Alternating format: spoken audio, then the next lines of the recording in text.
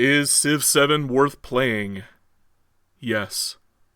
Is Civ 7 worth paying over $100 to play early? Well, no. Cue the intro. This place ain't no such thing as civilized. It's man so in love with greed, he has forgotten himself and found only appetites. Hello to the world and welcome! My name is Dairuka Sutain, and I am a longtime lover of strategy games ever since the ancient era of Civilization VII and Alpha Centauri. I am an old head, a relic of a bygone era, still clinging on to nostalgia at every opportunity.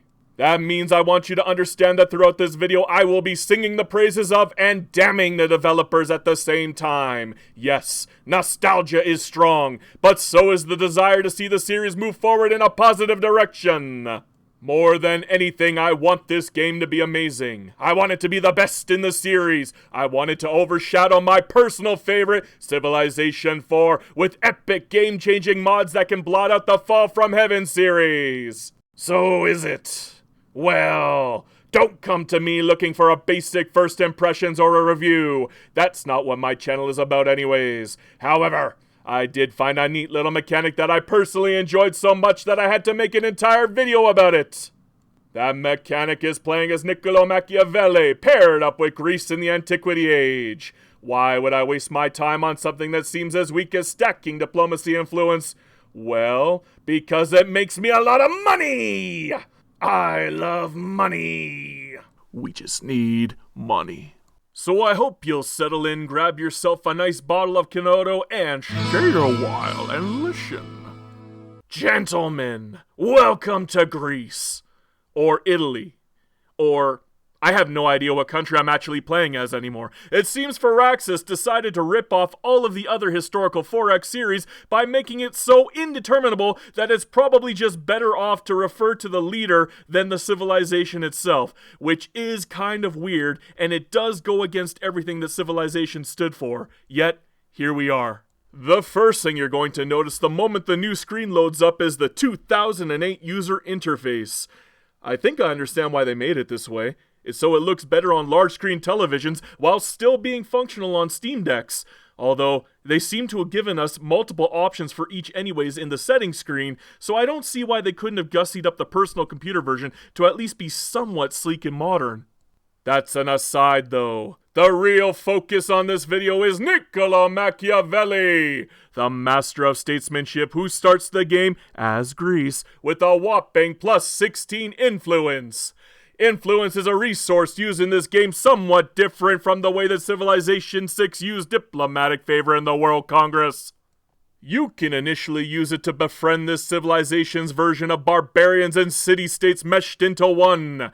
Doing so will cause them to stop attacking you while at the same time eventually turning them friendly so they can give you resources associated to their culture type and eventually even make you the suzerain. This is good, and you'll want to do so with the two closest city-states to your civilization just to keep yourself safe. However, the real use for influence is to meet up with other civilizations as early as possible so we can start conducting deals with them. Niccolo Machiavelli isn't just the author of The Prince, he's low-key the original author of The Art of the Deal. If other civilizations accept our proposal, that's great! We get 50 gold. However, if they somewhat dislike us and deny our proposal, that's even better! We will get 100 gold. 100 gold in Civilization VII's early Antiquity Age is the equivalent to a single hoplite. It's half the value of what you pay for an archer later on. That means by going forward and amassing as much influence as we possibly can, we can force deals onto our neighbors until they absolutely bleed money to us. That money can then be made into units or buildings, putting us on the fast track to early game supremacy!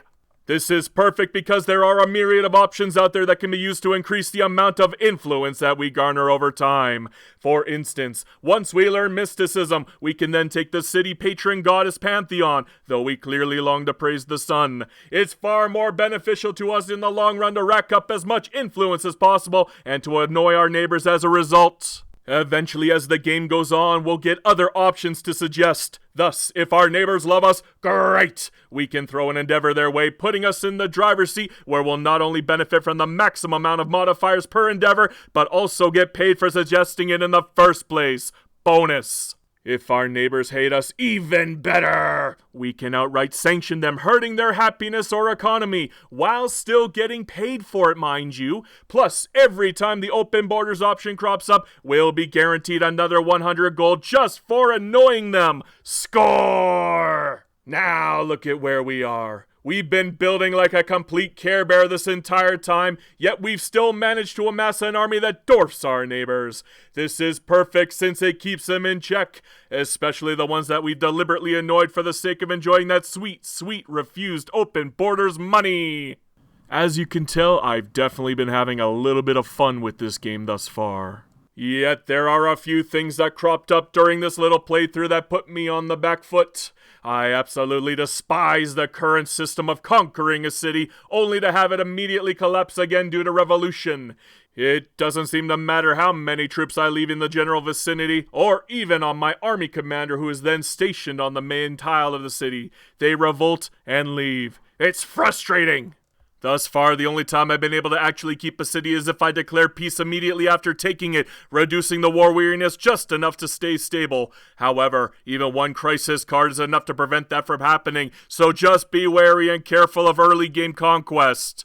At the same time as happiness started to become a massive issue during the end of the Antiquity era due to all of my evil conquering and amassing of crisis cards, it all went away as if it never even existed in the first place the moment I reformed as a new country.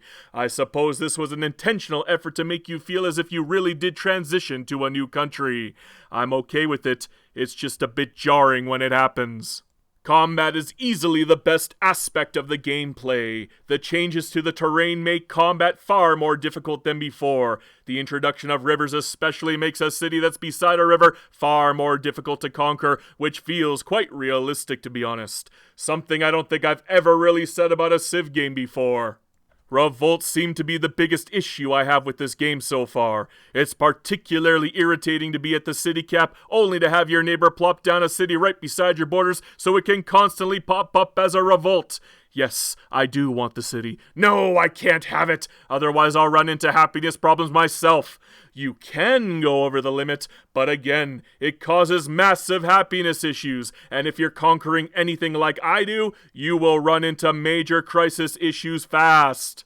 I'm also torn on the bonuses that army commanders get. Being a veteran of previous Civilization games, I can tell you outright that giving our units the ability to attack the moment they're unpacked from the commander is a terrifying prospect.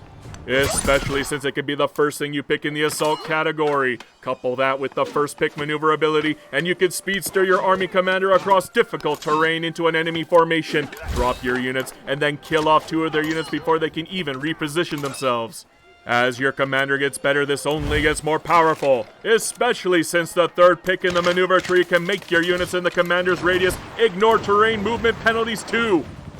One other thing I found very jarring is how many modifiers are thrown at you from every corner. It's an endless barrage of bonuses, penalties, and modifiers, and at times, it can honestly feel like I'm playing the endgame of Civilization VI right here in the early Antiquity age.